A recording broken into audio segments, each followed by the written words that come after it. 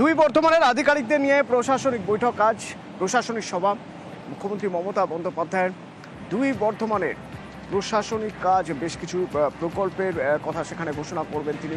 আমার সঙ্গে সোমরাজ রয়েছেন, সরাসরি একবার কথা বলবো সোমরাজের সঙ্গে। সোমরাজ, ঠিক প্রশাসনিক কি কাজ রয়ে গেছে জানবো, পাশাপাশি জানতে চাইবো এই দুই বর্ধমান, সেই দুই বর্ধমানের আধিকারিকদের নিয়ে মুখ্যমন্ত্রী মমতা বন্দ্যোপাধ্যায়ের সভা কোন জায়গা থেকে তাৎপর্যপূর্ণ?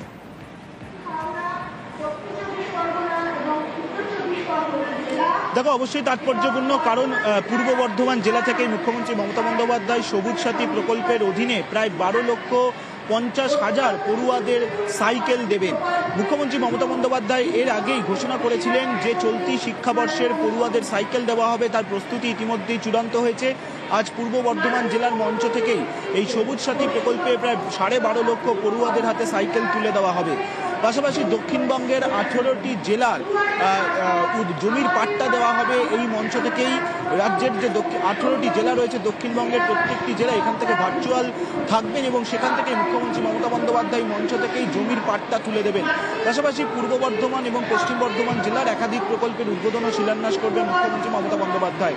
অবশ্যই পূর্ব বর্ধমান জেলা মুখ্যমন্ত্রীর সফর যথেষ্টই গুরুত্বপূর্ণ, তার কারণ মনে করা হচ্ছে এইখান থেকে মমতা বন্দ্যোপাধ্যায় ফের ডিভিসি নিয়ে সুর চড়াতে পারেন।